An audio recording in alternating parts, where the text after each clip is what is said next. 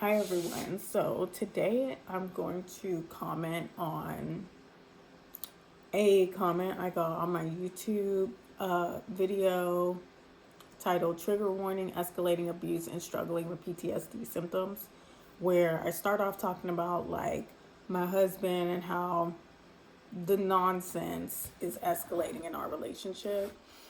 And then I go on to talk about how I've been having a hard time living alone for the first time and like having nightmares regarding my trauma with my dad and stuff like that. So, um, this comment came from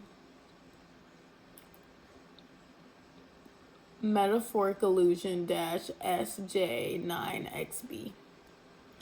And I really appreciate everyone's comments on my videos. Like, I love when people tell me like, oh, your video helped me, or they wish me blessings and hope that, things work out for me. I'm so appreciative, and even like giving me advice and sharing their story. I love it, and it makes me feel so much less alone, and definitely makes me feel like I'm doing the right thing with starting my YouTube channel up again. So I really love when anyone comments when they watch a video, whether it's like a video like this where I'm talking about my life, or um, a video where I'm sharing something, or just doing a commentary. So thank you all so much.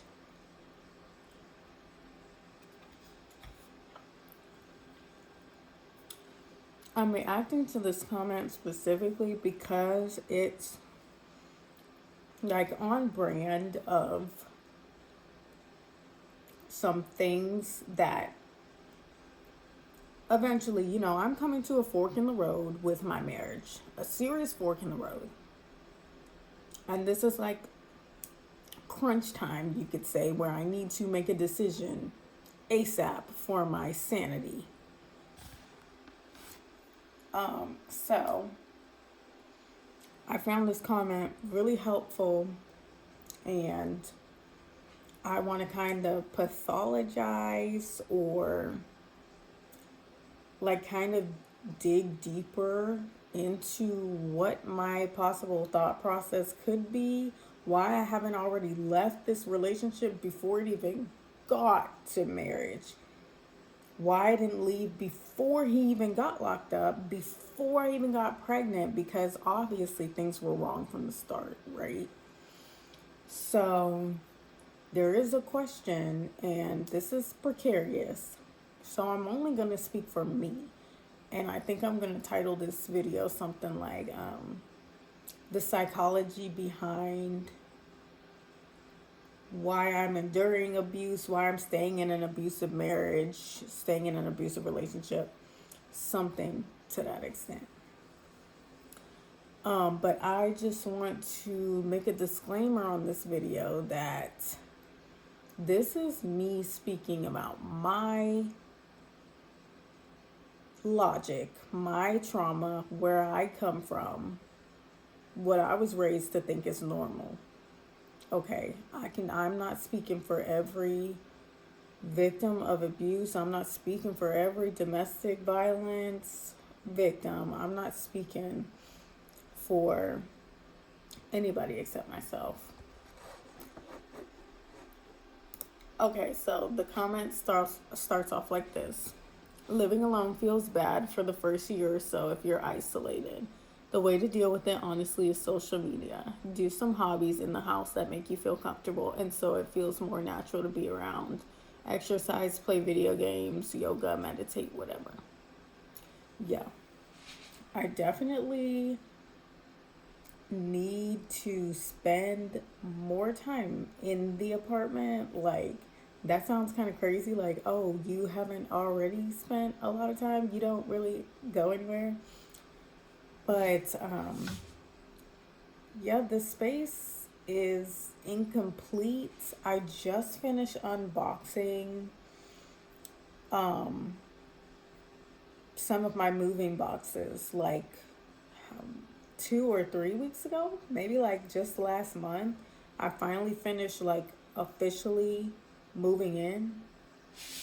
So, obviously it's difficult when my daughter is here and I gotta take care of her, and then I gotta keep up with the actual apartment, like with cleaning and stuff like that. So there's not really a lot of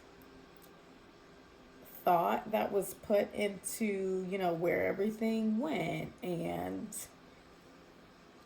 certain systems in the apartment, because I'm on my own for the first time. Like, I'm still getting used to it, to having like this much space to upkeep, especially like consistently cleaning the bathroom, and then dealing with like sink issues for the first time, and then learning how to work the breaker box and stuff like that. So yeah, it's been difficult. It's been me keeping busy in the daytime, but then when nighttime hits is when this stuff starts like coming up and going off the rails, when it gets dark and I'm settling down.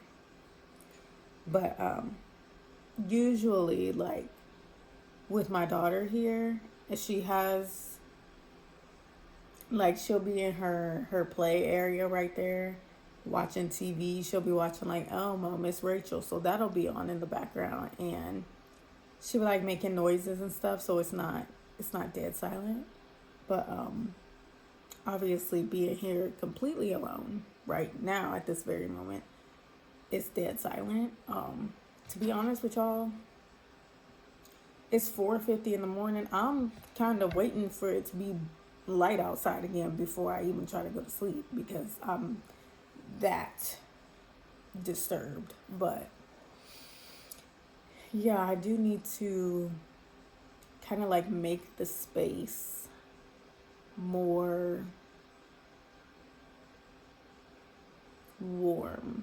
It is very cold still in here, even though I moved in mid-September. I moved in here mid-September, and it's February now, so for it to still feel pretty uncomfortable, I mean, that's the journey that I'm on. It still feels real uncomfortable, cold, and sterile here. So okay, and then I don't know if it's a man or a woman, but they go on to say, as far as your husband, wouldn't be with him anymore. You should care if he cheats. You should care about yourself and make yourself, and of course your children, a priority. This type of situation never ends well. What typically happens is people will fall into a pattern. Not to be harsh, but who cares if he wants your attention? You should ask yourself why you want his attention still, after the discovery that he's not who you thought.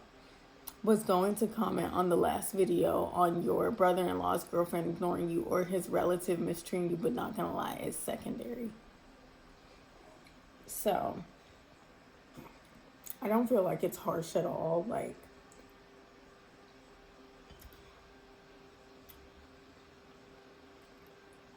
that is a good question. Why do I want my husband's attention? It is true that still, because I talk about it in the video briefly, albeit, but still, that, I had sent him the YouTube short about like the married couple doing the 1 hour without screen time, talking time, like once a week, however much. And I've always done stuff like that, like suggested bonding activities. That's a big thing for me that I've suggested all throughout this relationship. And it is a good question. Why? why am I trying to bond when, one, I know because it's been at least 20 times now, I know he doesn't reciprocate. If he does reciprocate, it's half-hearted, half-assed. Three, it gets us no closer, right? Like, if any of these bonding activities that we did ever brought us closer, would we really be having the communication issues that we're having? And that's to put this lightly. Saying communication issues is putting all of this very lightly. So, and then it's like, if it worked, if he was on board with it, we would have stuck with it and it would have become a pattern and things would have improved by now, right? But obviously, it's just me having to beg or force him to do something. Then we do it once and it never happens again. If he does it at all.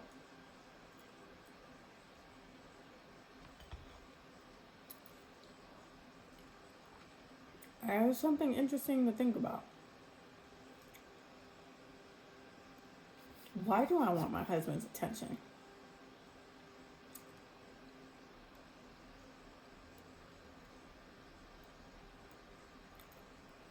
Obviously, knowing me, I'm going to go back in time, before my husband, before my ex, before my first boyfriend, when I was just like goofing off,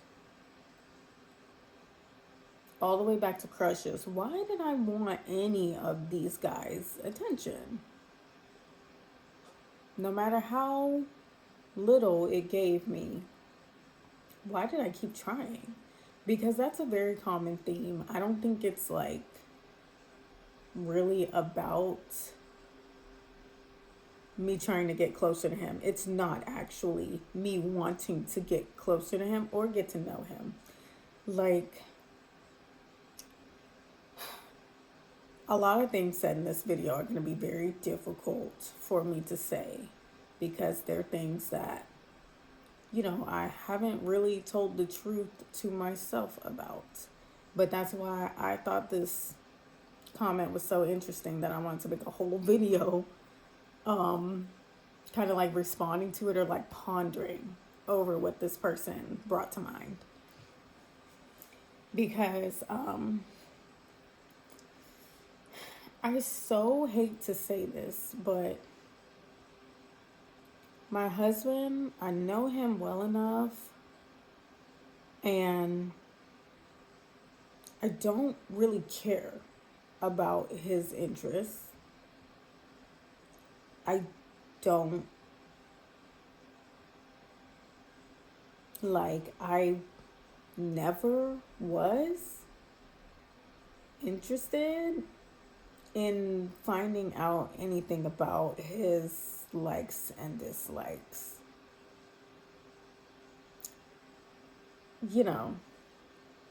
When it came to movies and TV or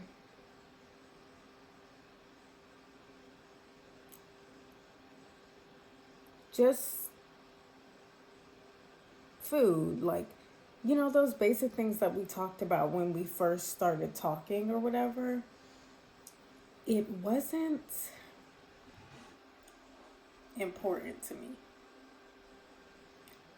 It's not important to me now,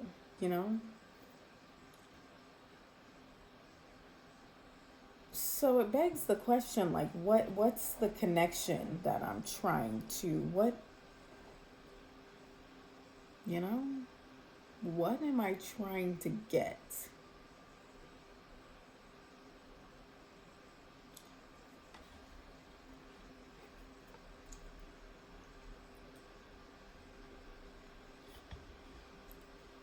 No.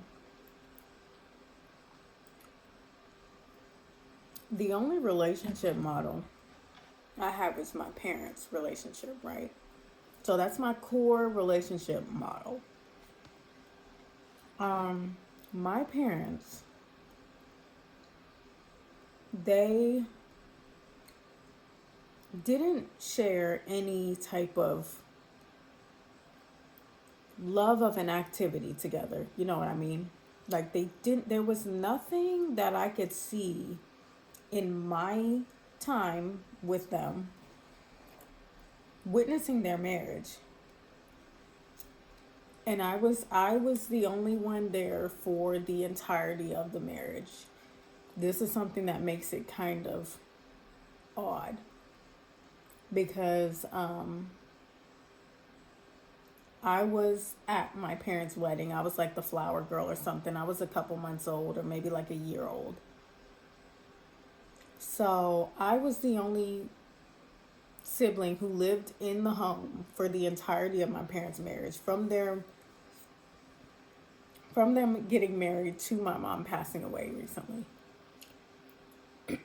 So, you know, never saw them bond over anything.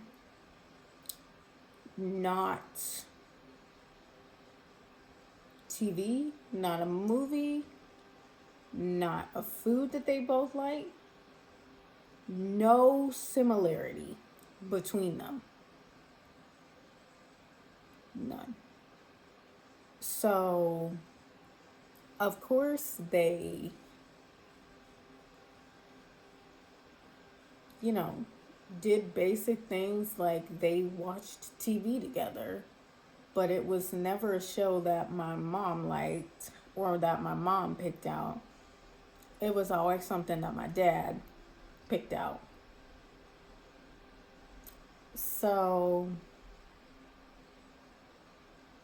yeah, for dinner, it was never a dish that my mom liked or wanted to try. It was always something that my dad liked, and my dad had to eat it. He had to be eating it, or it would not be made in the first place. So it was that kind of dynamic. I never saw like shared interests as important in a relationship. So that's the kind of thought process I was kind of coming into it with. Like, of course, we shared the kind of things that we like, but it wasn't important to me enough to like care that we had completely separate tastes in stuff like that. So now when it's like my husband's way of connecting, I guess, is trying to get me to watch these movies that he's already watched. And that's something that kind of offends me because I want to watch new movies together. Why would I want to? What fun is it? I guess he's trying to like show me. I guess he's trying to share these movies that he likes with me. But that's not how it comes off for me. It comes off as him trying to force me to like what he likes. And I like completely different things. I don't really like to watch movies at all in general. So, you know, even though we do share similarities, like we both love anime, but our taste in anime is completely different. There are a few shows that we watched together, but it wasn't natural, you know?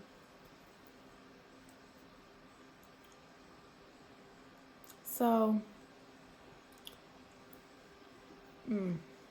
I kind of went on a tangent, but um,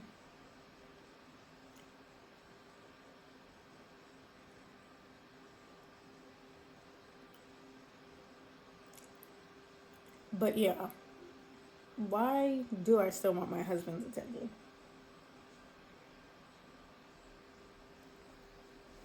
All I can say right now is it's most likely not for a reason beneficial to the relationship, because at this point I have enough information to know that it's not going to make me love or like him more, to connect with him more. So, interesting question. I would say this is kind of like, it's mimicking the chasing of my dad that I had to do my entire life to get him to pay me any attention. Because horribly, before I gave up with my dad, which was, I want to say, I might have been 14 or 15 when I finally actually gave up on my dad. Didn't want to spend time with him anymore, didn't want his attention anymore, didn't want to do anything with him anymore. I just wanted to kind of like stay away from him. Up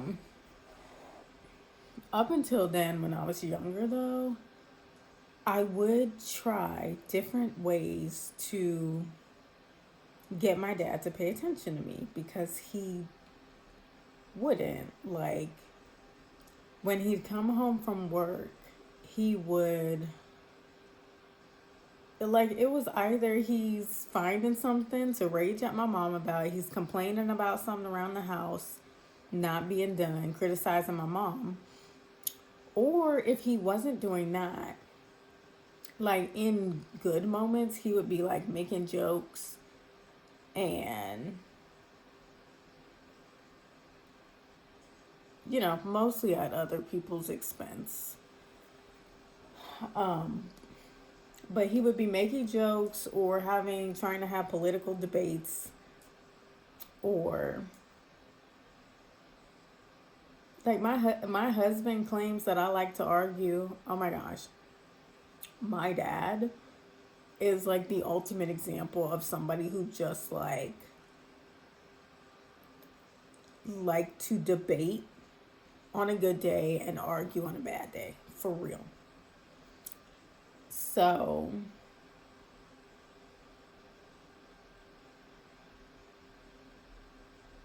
yeah, and my dad was all about like academics. So eventually I figured out the only way that I'm going to be able to get my dad's attention is by giving in and doing the things that he likes, engaging in things that he likes.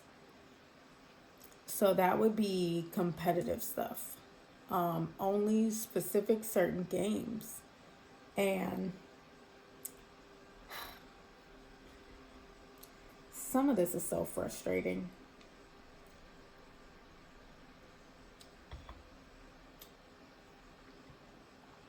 But my dad was big on chess. So I remember many times him like trying to teach me to play chess, but it was so complicated to me. Like, I'm not a strategy game type of person. Like, the type of games that I like to play that me and my mom would play was like Go Fish, classic card games,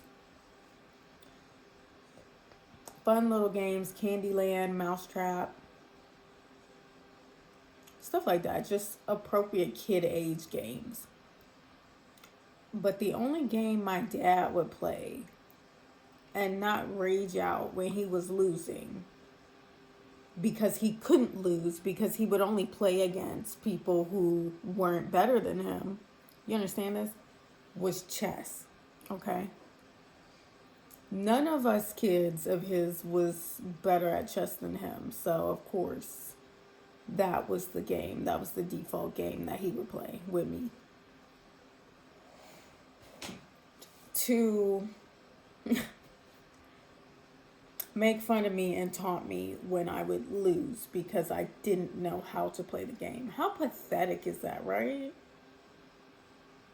You're purposely playing a strategy game against a child. You know the child doesn't know how to play this game. Just to feel good about yourself. Like, how pathetic. And yeah, I remember one incident where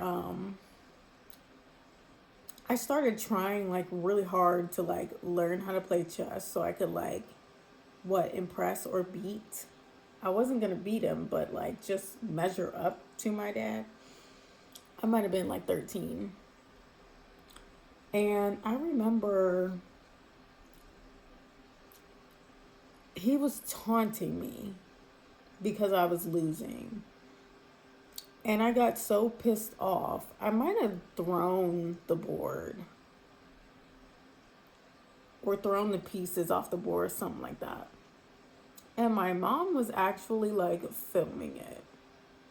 I kid you guys not. And they were like both taunting me about losing at chess. So these are the types of connecting that I was, failing at. It was always a failed attempt. I remember like trying to do other like math-based competitions with my dad or like science-based quizzes with my dad. But then if it was something that I was good at, specifically like science and like cells and DNA and stuff like that, like naming parts of the cell, oh, he'd suddenly not want to do it. He'd suddenly not want to play because he didn't want to lose. So this is a situation where I'm growing up as a girl trying to connect with the first male figure in my life, my dad, and it always has to be a competition, but I always have to lose to feel like I'm connecting with him. You feel what I'm saying? Very twisted, really disgusting. So that's the kind of dynamic that I'm coming from, and I feel like that's why I keep coming up with new ideas for me and my husband to do, knowing that it's not going to get us closer, knowing he's probably not going to do it, because I've been trained to kind of like view connecting with another man as losing. I don't know. That's all I could come up with.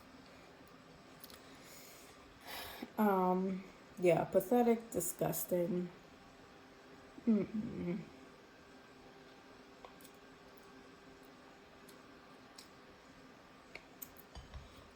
Now, I will say that I could count on probably one hand. My dad did acknowledge that I like K-pop. So, this is back when BTS was just really like hitting the Western airwaves and stuff. And they were in the newspaper and stuff like that. Like, when he would read the newspaper and he would see something about BTS, he would like save it for me. Or when he would hear some news about like a K-pop idol, like when Jonghyun from SHINee unfortunately committed suicide. I think that was 2018 or 17.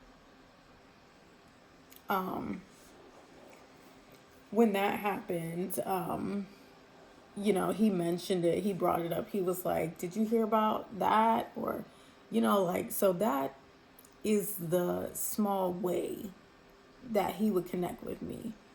And then, like, he was also subscribed to the WSJ magazine. And he had seen that, he knew I liked fashion and like dressing up and stuff like that. So he would save the WSJ for me, and I'd look through the fashion catalog. So that was really the only way like my dad would show any type of like acknowledgement of my interest. So obviously, I don't know. Just being diplomatic, like, of course, no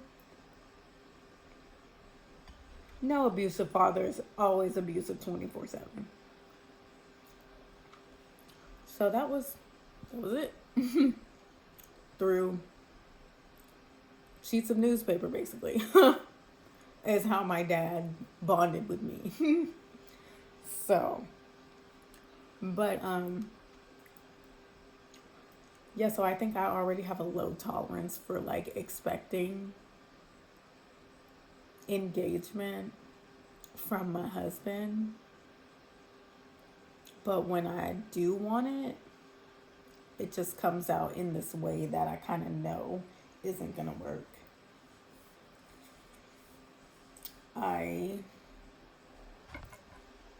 It's not like he doesn't suggest things, but yeah, there are things that I don't want to do because I feel like he's trying to pressure me into liking something that I don't like, or just liking what he likes. And it could be just me being kind of traumatized by witnessing like my mom like disappear and me not know her in the end, because everything she liked to do, she kind of did it in private. And then everything else was like overtaken and overshadowed by my dad.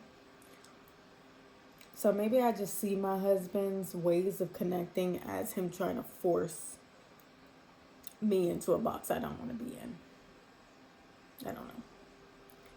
But yeah, him, as far as the comment says, after the discovery that he's not who you thought. I mean, to tell you the truth, my husband is exactly who I thought he is. You know, after the whole cheating thing, he called me a bitch for the first time. The girl that he was cheating with had been in a 10-year abusive relationship her entire life, right? So, you know, I kind of sniffed it out already, all the way back then. I was like, was he calling her a bitch? And then it dawned on me, was he hitting her? But I didn't go that deep into it. But now it's interesting. So that was already in the back of my head, like the suspicion.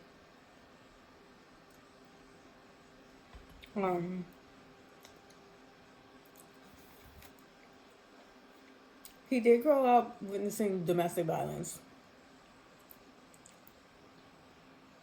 constantly with his mom and her boyfriends. And then we have his brother, who, with his brother's child's mom, when she was pregnant, he pushed her down some stairs. And that's what's on his background, is domestic violence incidents such as those. So, you know, I'm grown. I have a brain. I'm not stupid. This is where the whole, it won't be me.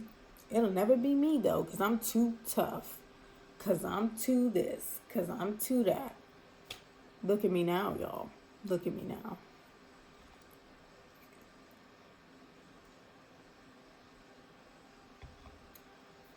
So, my husband is exactly who I thought he was when we got together. Exactly who I thought he was. He has issues that he won't address. He's kind of like Jekyll and Hyde, where he has this intense anger that I've never seen, but is bad enough to lead him to jail facing felony charges. Okay? And in the same coin, he's sensitive. He's a crybaby. He cries a lot.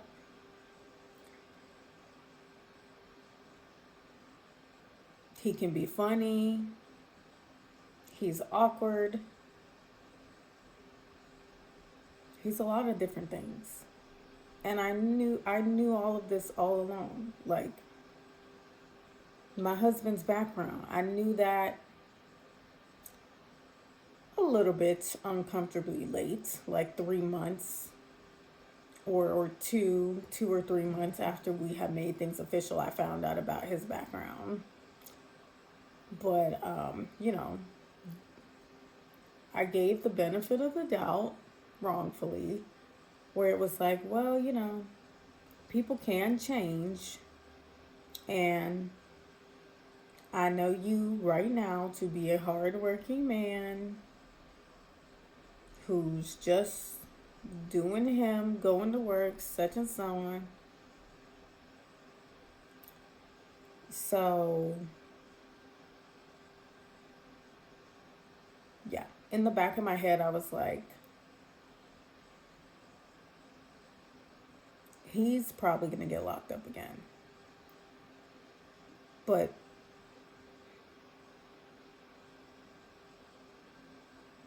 I was hoping not. But of course, that's what happened. So I knew who he was. I know who he is. Deep down, I'm actually not shocked. Like, it's just hard to explain. I was stunned by the plate incident. Caught off guard indeed, but shocked. As in, there was no way for me to see that coming. Not that specific act. The specific act shocked me. But the public humiliating aspect of it, oh no, that didn't shock me at all. It didn't shock me because it's becoming a pattern. That's a continuation of a pattern that's started. That's been going on if you think about it deeply. So, and it goes on to say, if he doesn't respect you, they're not going to, as in his family members, everybody around us. Heck, rather, if he's not a good person, why would his family or someone who accepts such a toxic person be good? People who ride or die abusers or cheaters typically are not in a healthy mind state. Saying you're acting like a blank instead of saying you're a blank are word games so he doesn't come off as an abuser. Don't get me wrong, the word itself doesn't matter. It's the respect that matters. He's not respecting, but you shouldn't be wrapped up in it. Shouldn't lash back. You should try to make sure you get things together and square it away and see if a co-parenting option is available. He doesn't want your attention. Be just as neutral and cold and don't give it to him. Right. So, obviously, this was what I was screaming about during that argument. Like, he knows that him saying nothing is giving permission to everyone around him to treat me like crap. I'm isolated. I don't have my family. So he's taking advantage of the situation, obviously. And so is his whole family, obviously. And so is everyone connected to his family, including my sister-in-law's girlfriend. She was too, okay? So, yeah, definitely the whole twisting of it, trying to twist it. I didn't call you a bitch. I said you were acting like one after he straight up called me a bitch and it wasn't even the first time. Yeah. Then I talked about the message where he's like, I never disrespect you. I never did anything to you. Oh. So now I know for a fact that he's been using that line. And he really has been doing everything that I've seen, witnessed, heard him doing to me that is disrespectful. And he's just like convinced himself that it's not. He's convincing himself. So, yeah, I agree. It's hard.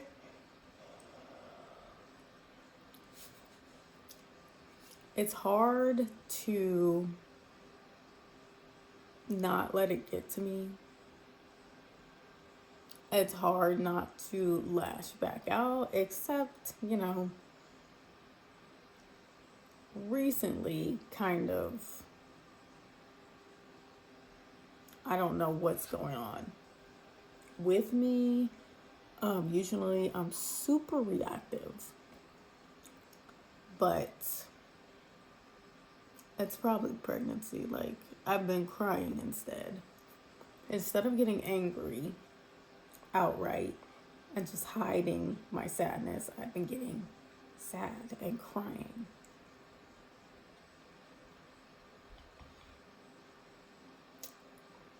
But yeah, also getting my life together, of course, is like prime goal of this year. So, gonna be starting driving lessons soon, getting my permit. My goal is I want to buy a car by the time March is over, have my license by the end of this month. Obviously, because I'm gonna be a mom of 2 under 2, like, and start moving up on the independence totem pole. Like, the apartment is step 1. That was a necessary step to, get out of homelessness. And then the next step is securing the vehicle and those skills. And then, using the car, making sure it doesn't become a liability, but using the car to make money. So to make sure it's an asset. And obviously I don't want a car note, so I'm planning to buy the car outright. So I do have a budget and everything. I know what kind of car would work best for my family. Probably an SUV. So, yeah, all of that.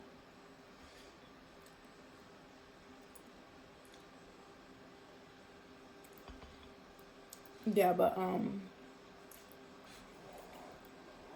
he doesn't want your attention. Be just as neutral and cold and don't give it to him.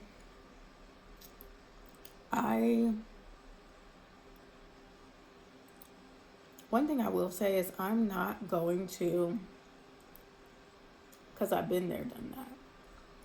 In this stage of my life, I'm not going to suppress my instincts of like who I am when it comes to like affection or something like that, just because of somebody else's behavior or inability to reciprocate, if that makes sense. Like, I don't know.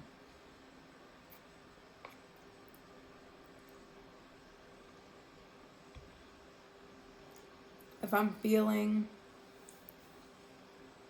a certain way one day, then I'll act on it. And if it gets me nowhere, it's like, okay, at least at the end of the day, I can lay down on my pillow and be like, well, I was myself today. Like, I tried. You know what I mean?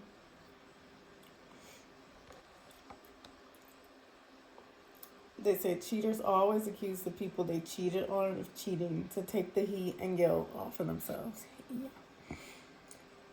Yeah. The whole accusation, you want to leave because, like, he's been so paranoid about me moving almost an hour away because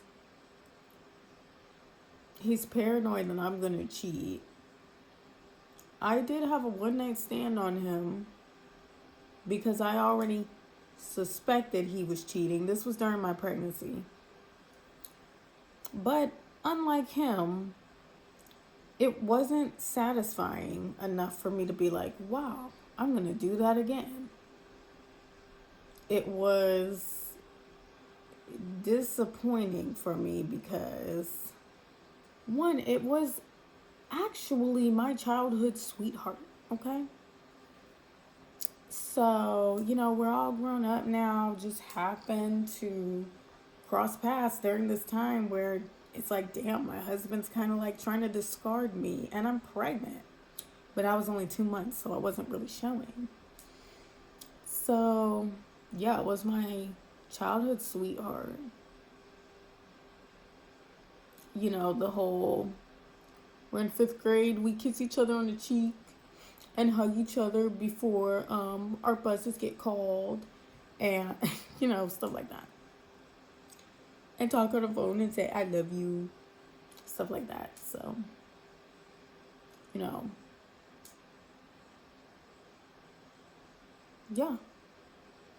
Obviously, cheating physically was not the intent when I went out with him that day. It was that he offered to take me on a picnic.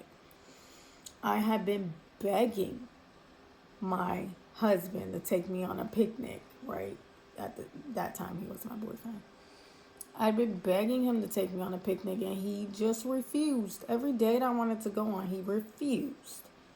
So when my childhood sweetheart suggested it, I had this moment where I'm like, wow, why am I begging for something that people normally do on a first date enough to just offer it out of the blue? So I definitely said yeah. Yeah, so had a picnic at the park, took a walk, I'm not stupid. I know what he really wants, okay?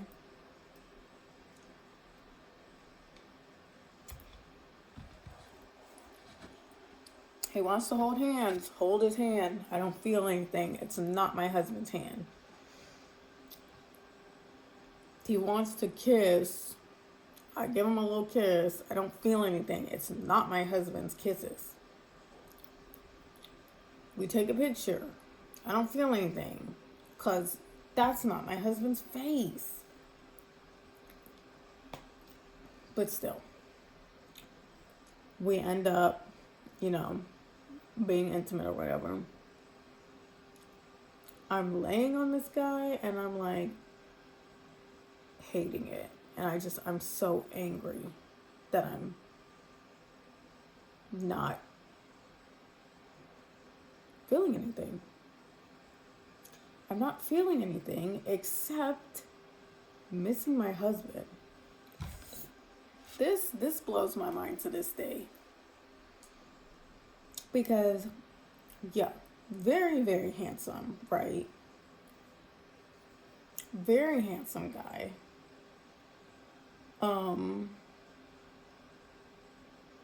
Was no shortage of conversation between us or anything like that. So, it just, ugh.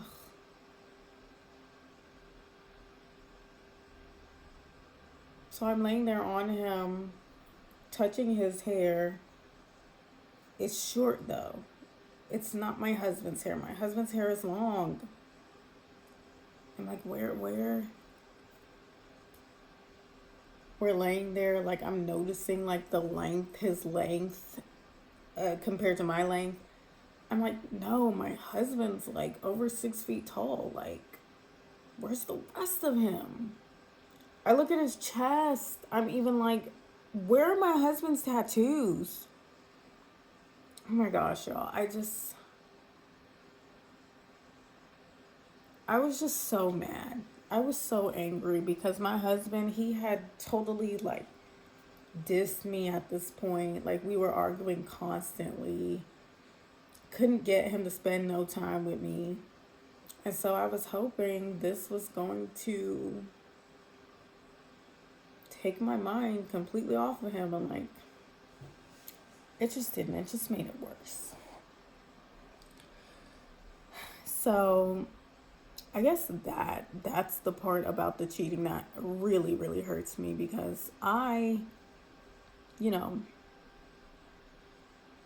I slept with someone else and I hated it so much that I was just like, I can't do this again. I just want my husband. But he slept with somebody else and he didn't feel that way. He kept doing it for some odd reason. I don't, I mean, the reason doesn't matter, but it's just like, well, he kept doing it. So it just made me feel terrible. Of course, he doesn't believe that's how that went down, because he had a whole affair for months and months and months on end, disgusting things like going on trips with her and all kinds of stuff. He couldn't believe that I would sleep with someone just once and just not do it again with anybody else or that person, because I wanted to be with my husband. So, yeah, I went, that was the last time I had sex, was 2 months into my pregnancy. Then my husband refused to sleep with me for the whole rest of my pregnancy because he was cheating. Then he got locked up, so he was gone for 9 months, and I didn't have sex with anybody while he was locked up, because I learned my lesson. I don't have any interest in doing that with anybody else. So that's how that went.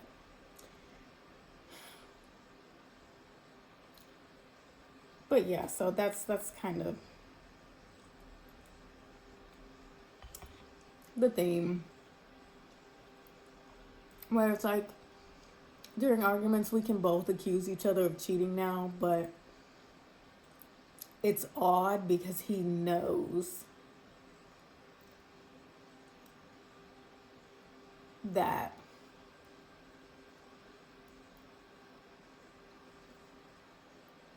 I don't know, he knows that I don't really have,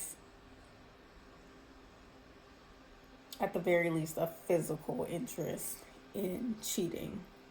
Like it would be an emotional reason why I would cheat.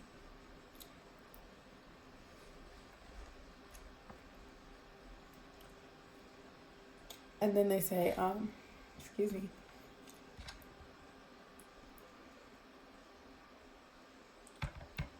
Same for your brother or any toxic family member. You should hold out forgiveness for them, but forgiveness for them doesn't mean being around them, near them, or even for them.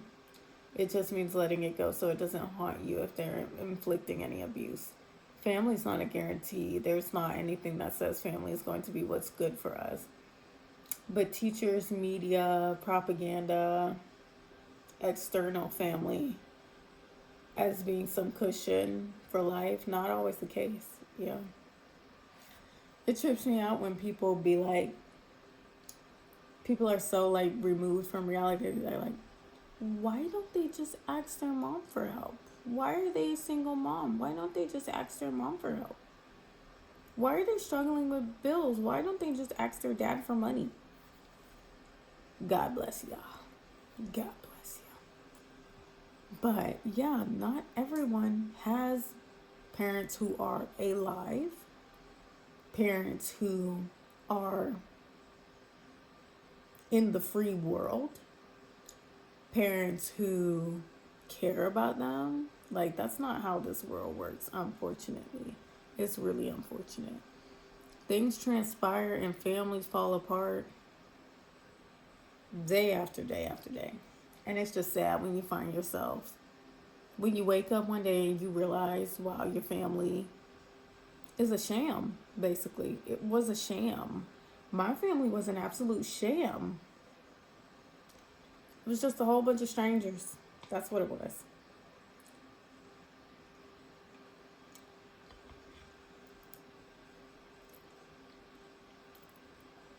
Just a bunch of strangers. And my dad was just a puppeteer. A bunch of strangers in roles for my dad's amusement.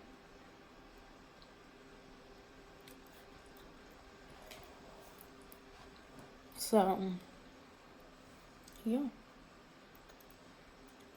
it's really hard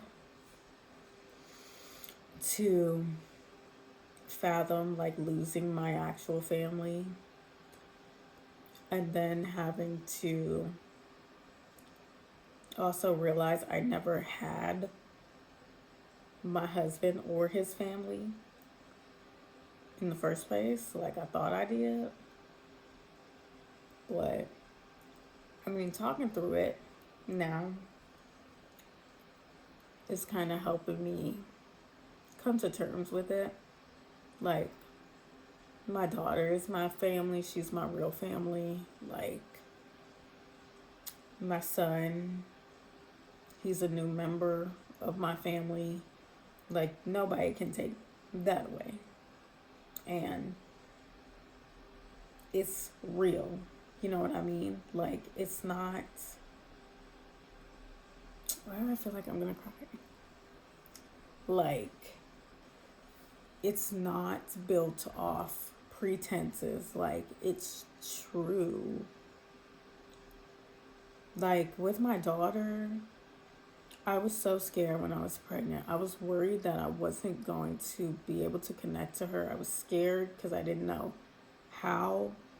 Not just because of my upbringing and my trauma and my issues. I was just thrown for a loop, basically. During the whole journey of pregnancy. So I was really worried that I was going to struggle to connect with her, and I didn't know how I was even going to do it. But we would like play kind of while she was still in my tummy, like she would whatever elbow me or whatever, and I would just press back in the same rhythm, and we would do that, something like a copying game or something. So that's how we kind of started bonding. And then like little tummy massages, like I would rub baby oil on my stomach to try and like mitigate the stretch marks. And then I would like talk to her. And I remember like going through names and being like listening out for her to like move around or something when I said a particular name. She seemed like she picked out her own name, because like when I said her name, she like moved around a whole bunch, and I was like, is that your name? Is that your name? And then you know, like I look back on her baby photos, us in the hospital, here and there. And I did that. I think it was on her birthday. I got caught up doing that because I was like, oh my gosh. Like, let's go back 1 year. And I was telling her the story of how she was born and stuff. But I just think about that and I'm like, oh my gosh, like, look how far we've come in just a year since I first met her, like first saw her.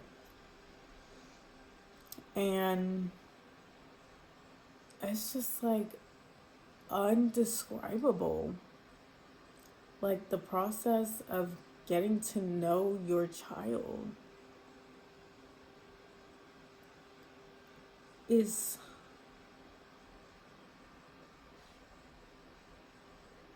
nothing else like touches that. There's nothing else that touches that. That process is just like really amazing. So that's, I don't know.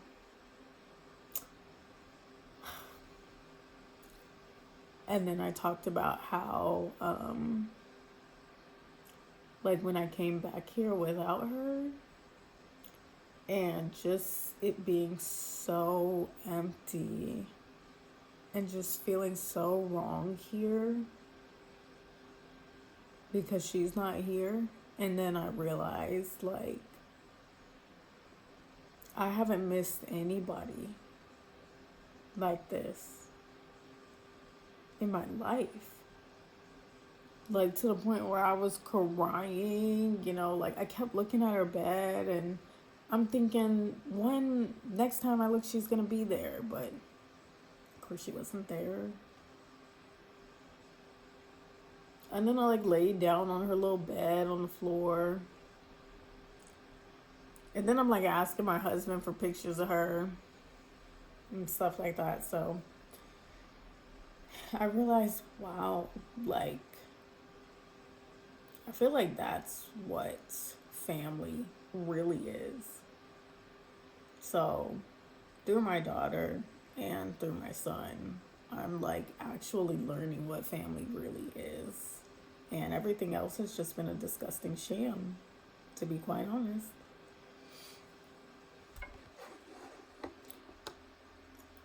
It says they're talking about themselves now. Emotionally abusive and controlling mother, deadbeat dad, cut them off for years. Yeah.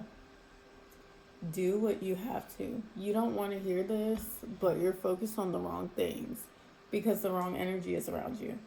You have a lot of potential. Not living by yourself at a certain time frame isn't that big of a deal. But your youth in general is a good thing. You have potential to do a lot.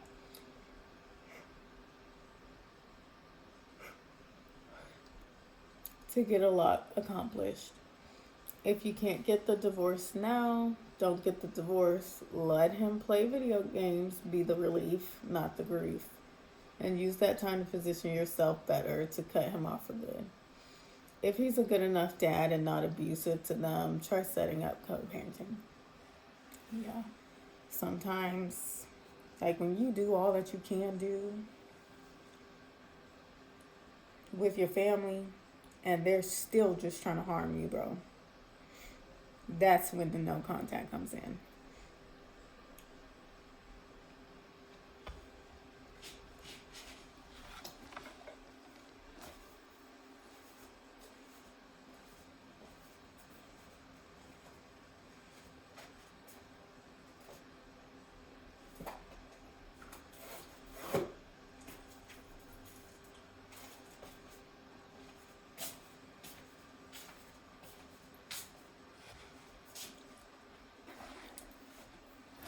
I be walking so slow these days. I'm in the penguin stage.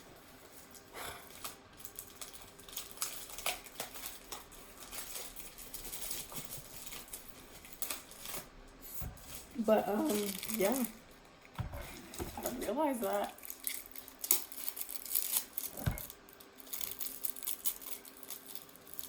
Focusing on this relationship and this marriage and this particular aspect of my life,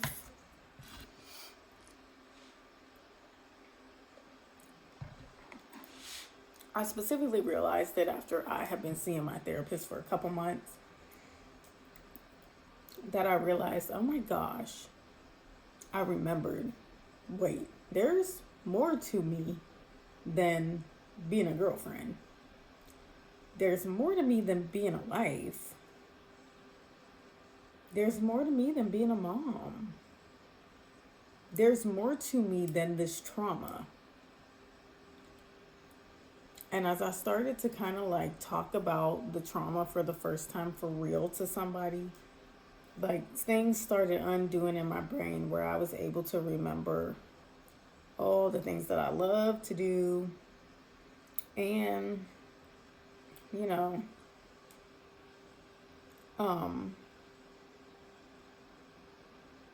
actually test and see if I still love to do those things. Like in high school, I played golf for a semester. I loved it. Actually, I really did like it a lot. So I decided to bite the bullet one day. I had been up here taking care of the apartment. My daughter was with my husband. And I decided, why not try out Top Golf and see if I still got it. You know what I mean? Like, see if I still like it. And y'all, I had so much fun at Top Golf. It was just me, y'all, but I was still having so much fun. And I don't know. It was just like, wow. I want to live a life where I can have the freedom to do things like this that I love to do more often.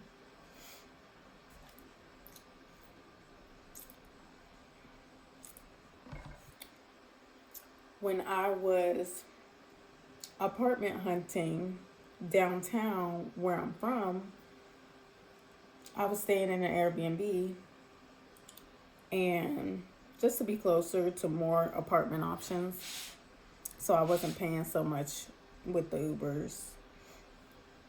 And I ended up going to this theater production, Enemy of the People.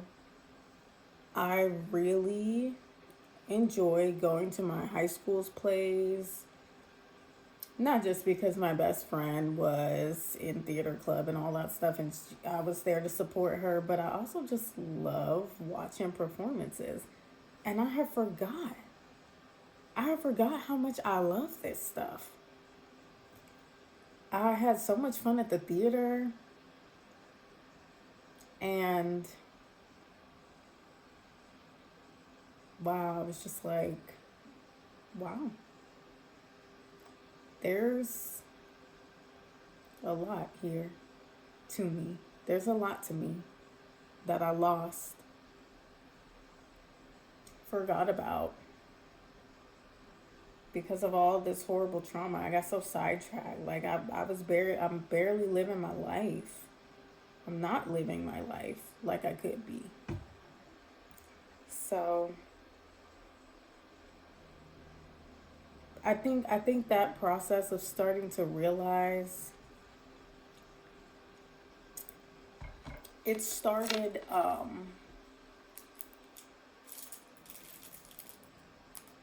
kind of when I first started seeing my therapist, back when I was still at my dad's, where I actually started this process of remembering that I am a person outside of these things that's happening to me. So I really appreciate this person saying that I have a lot of potential, and there is hope for me. It's comforting. And yeah, I do not have the mental capacity to go through a divorce and a court case about custody right now. I don't. Nor do I want to spend the finances on something like that. I would rather invest it in my vehicle, the driving lessons, other things, preparing for our new baby, and therapy, starting therapy again. That's what I would rather invest this money into. And yeah, I can't make him pay attention to me. He cares about games more. And that's the end of the story. That doesn't have to mean anything about me,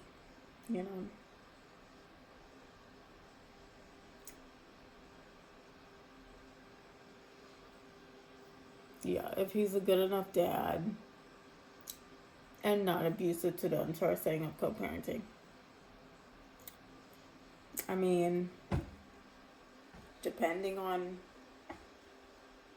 how this goes, he's finally got the memo. Like, don't argue with me about it. Just send me a picture of my daughter when I ask for a picture.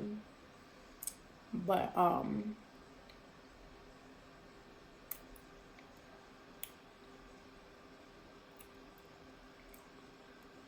I can't force him to sign the papers. So if he doesn't sign them,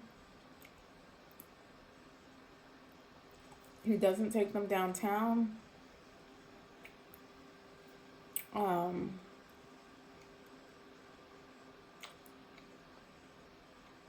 then we won't legally share responsibility over our daughter. I'm still the primary caregiver with full custody, so then I will be able to make decisions on, like when he sees her and whatnot. So, like I've been doing. But, lately,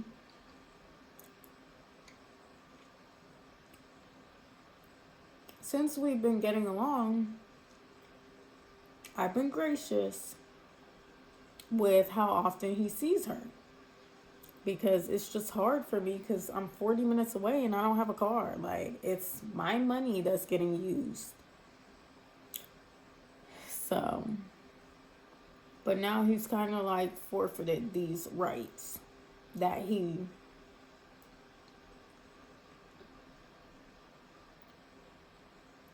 and his family have been taken advantage of because they don't have any legal rights because he didn't sign any papers. So, if they want to turn that into me weaponizing our daughter, they can do that. But we all know the truth, which is that he chose not to sign these papers. And he chose to go to jail and not be there for her birth. To be able to sign the papers when they were given. Not my problem.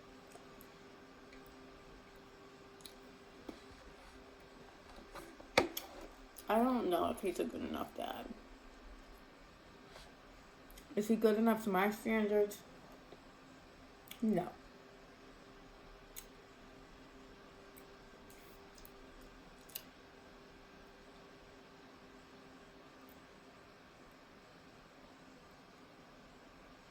Is he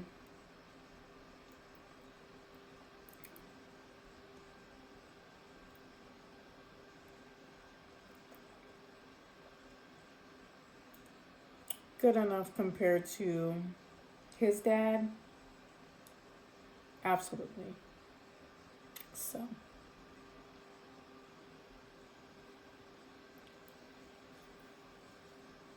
like I say, I see a lot of people who get abused, crave the toxic energy, run to that energy, and become abusers themselves. He is not worth it, sis. If he's changing you out for other women, change him out for a better life. Heck, getting cheated on even one more time should be a one and done for most people. I certainly couldn't imagine wanting cuddles, wanting quality time, or anything else with such a person.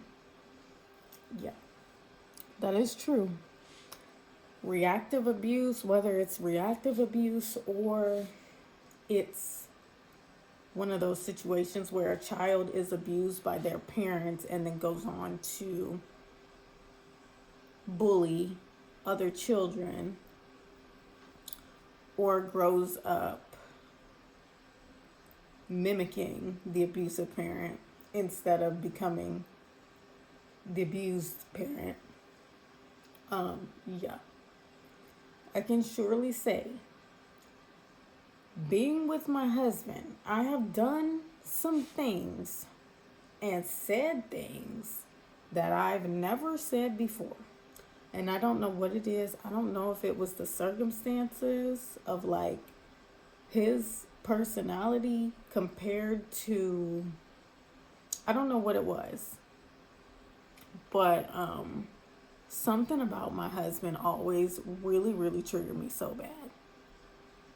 Like, I feel like he's the final boss of trauma repeats, trauma recreations for me.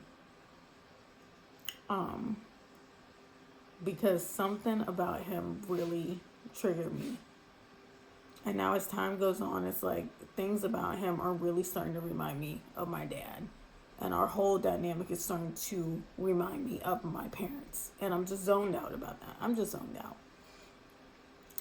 But in fighting this, it's starting to be similar. more and more and more. And I feel like I'm combating that with my own abusive behavior. Because I'm so against being like squashed by this man, overtaken by this man, having my identity erased by just a man in general. I'm so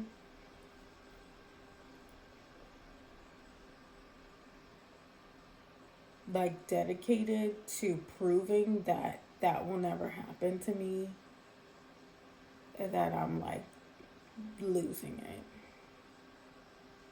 And I've been losing it. So yes, I am completely like distracted. My energy is not being used properly at all. I definitely don't crave to be that way because I know that's not who I am. And I know that a lot of this is like a lot of the things that are coming out in this relationship and this marriage is suppressed feelings from whenever I felt powerless to a man. So that's where like aspects of like the abuse come in, where I'm vehemently defending myself and the reaction is sometimes overboard. Like my husband will do something stupid, but my reaction to it through my lens is like I'm being taunted by my dad again. Or I'm being taunted by my ex and he's laughing in my face while I'm terrified. Things like this.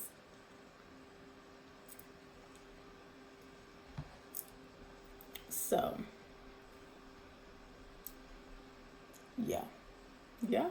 It's like, first of all, look at me. Like, I'm an attractive girl, okay? Not just attractive on the outside, but I have a ton of great qualities about me that any man would appreciate, okay? My husband is not stupid. He knows this. He knows this just as well as me, okay? He just doesn't want me to continue believing that. We know that story. Classic insecure old guy. So, he can be doing whatever and whatnot and try to make his little comments or whatever, or like whatever. Like, there's a reason why you married me.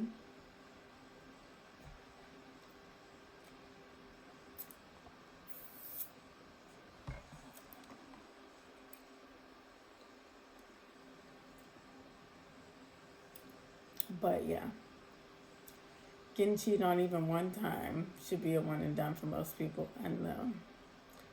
And the pregnancy incident was, I want to say, that was just the first time that I knew of that it got physical with another person. Because before he was on like the dating apps, still dating around. When I find out 5 months into our relationship that for him it wasn't a relationship, it was just him being on dating apps and getting rejected. And good thing he had me, or else he wouldn't have been able to take the rejection.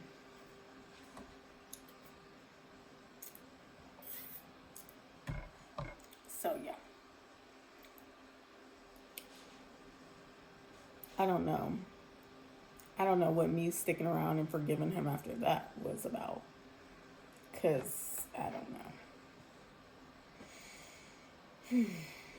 I really regret not breaking up with him that day, because I was breaking up with him that day that I found all that mess, that he'd been cheating on the dating app, on Facebook dating the whole time. Never stopped. I was breaking up with him in the car that day. And, he pulled his little sob story where he's like, well, I know for sure I want to be with you now. Like, you're the one for me. I fell for it, y'all. And I don't regret it because now I have my daughter and my son. But in an alternate universe, I really wish I would have just left.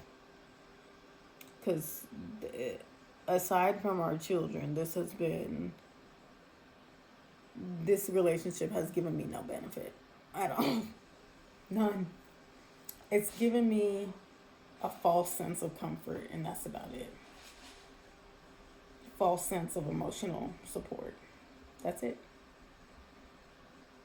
And some sense of consistency during an insane period of my life. And that's it. So, but yeah.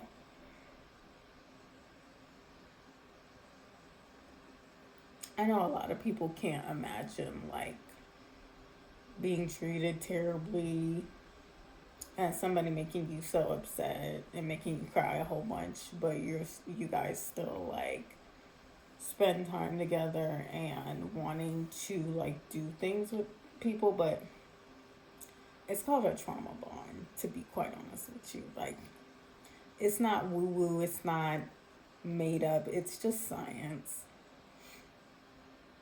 So,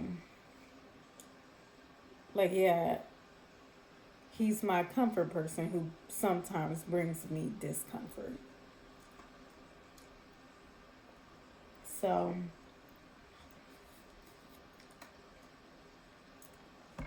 of course, there are comforting aspects about my husband for me, or else there would be no benefit to staying with him. If it wasn't about things about him, then, I would have been found somebody else.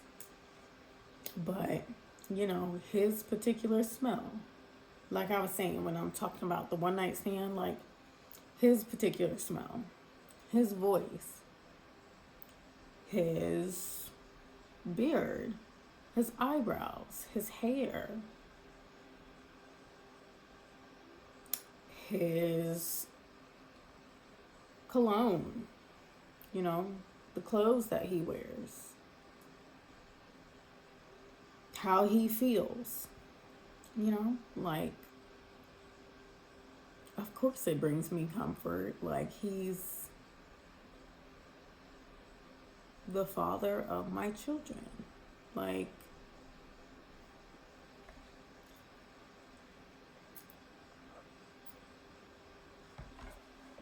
he actually brings me a lot of physical comfort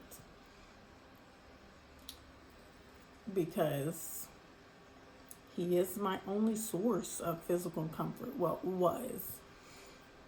I mean, like, of course, me and my daughter, we cuddle all the time.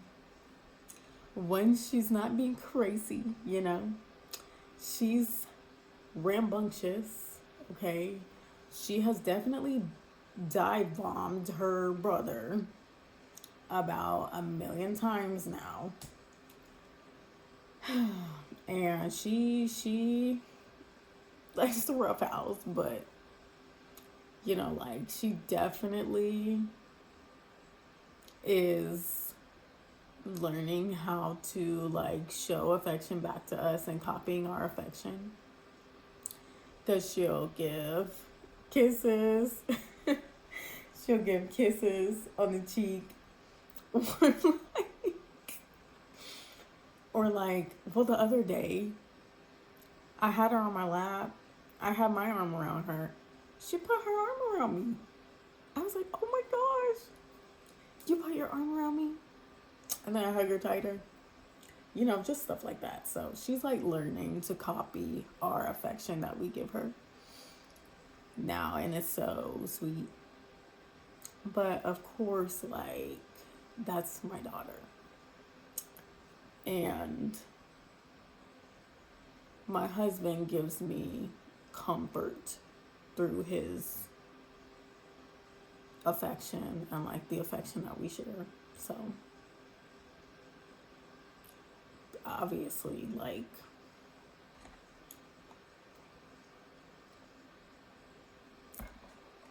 he can't always, or even like half of the time, give me emotional support, but without him, I would have no physical contact, okay? Like, I would definitely make it a point to get like the clingiest pet ever. Because, yeah, I would not get any physical contact if not for my husband. So, that's why people in these situations want to still be affectionate at the very least. And then last paragraph, they say, I'm not saying it's easy. I'm not saying you'll get any or all of it done, but anything that positions you further away from dude is good. What I fear for you is the moment he says, I'm sorry I called you a liar, you're back to it and nothing else you described outside of being called or made out to be a liar is good. So,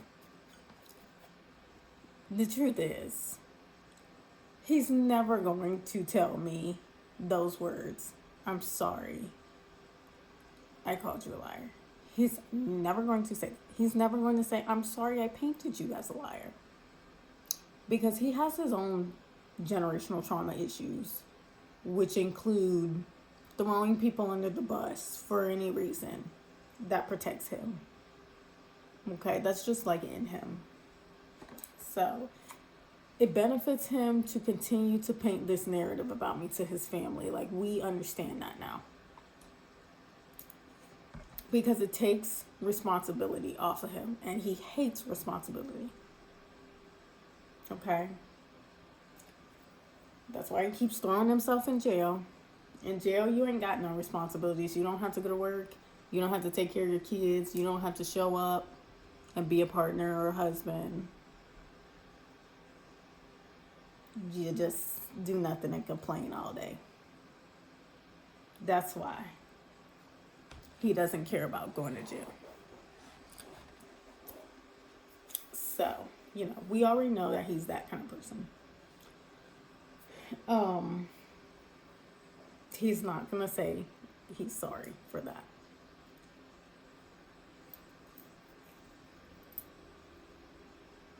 But,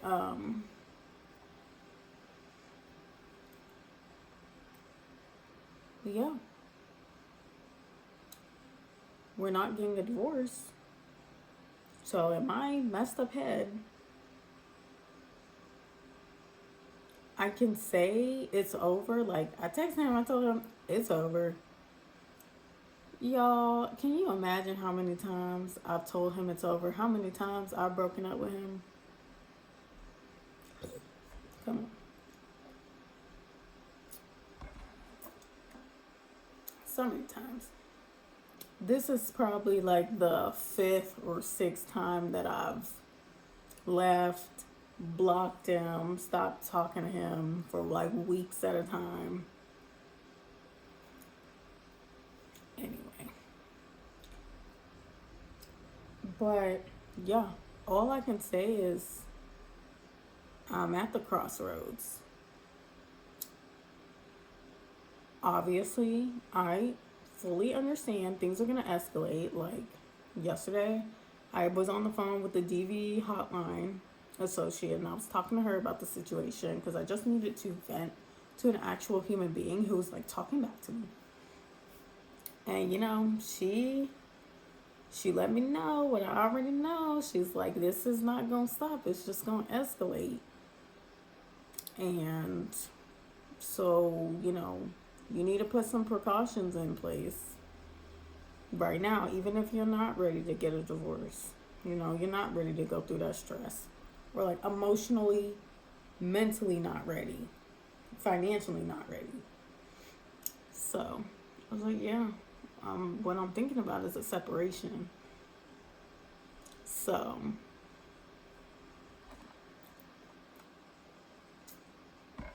he's not going to get his act together. We already had a 9 month separation when he was in jail. And he still can get it together. So it's not going to help our marriage. It's basically just to help us stay away from each other. Because all of that, everything to do with everybody in that home is starting to stress me out so bad. And I don't want a repeat of last pregnancy where everybody managed to stress me so bad. He managed to stress me out so bad. I went into preterm labor, stress-induced preterm labor, y'all. That will not be happening with my son. I promise you. Nobody has ever gone. I'm never going to let nobody stress me so bad that my body tries to prematurely eject my child. Do you know how much danger your body has to be in to go into stress-induced preterm labor? I don't even want to think about it. But yeah, that's not happening again. So, I've been through so much since then. I've kind of realized what is worth getting upset over, what's not. His BS is not worth endangering myself or my child over. Okay, we thankfully figured that out through experience. It's not worth it. But yeah. Thinking what else did I want to say? It's 6:15. I managed to stay up all night long. And when I tell you, I am exhausted. My mind is working super slow. And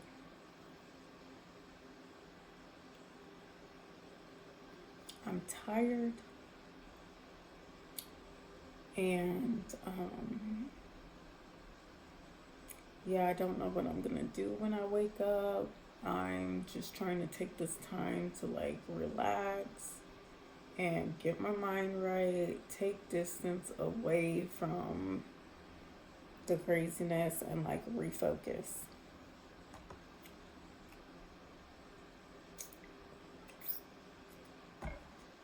And get things done up here. So yeah, I had cried a lot, but like I said, I talked to someone on the DV hotline, also called 988, but not because I was feeling that way. It was just I was wanting to discuss feeling like my husband was gonna paint me that way for some reason, and just discussing with them, just talking, and then I ended up getting in the shower, got in the shower, took a nice warm shower with my Dove Classic Deep Moisture Body Wash. Hot shower, baby oiled up. Then brush my teeth, wash my face, do my skincare. Then, did my hair, put this bow in, put some earrings in just to have myself feel quite a bit better, and it did help me feel a lot better. So, feelings, as Miss Rachel says, y'all, I'm telling you, watching these kids shows is eye-opening. Miss Rachel be saying, big feelings are okay, and feelings will pass, and that is true fact. Okay. So I'm feeling a lot better. And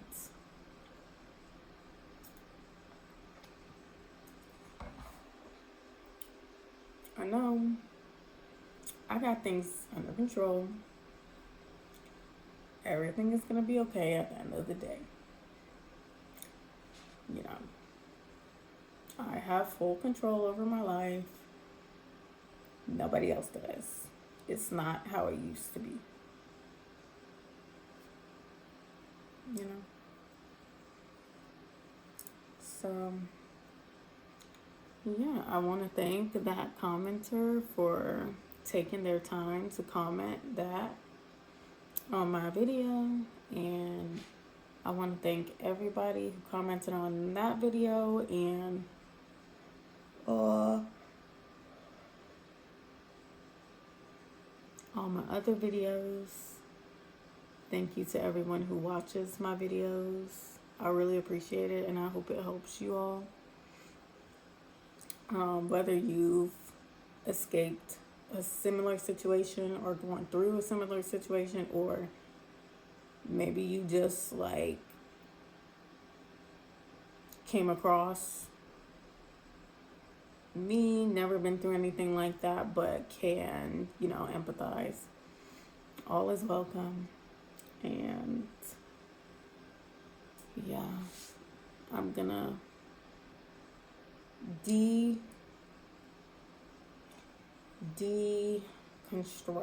myself and finally go to sleep, because I'm sure sun is coming up now, or it's getting bright outside finally. So yeah, good night, you guys. Well, it's morning, but good night.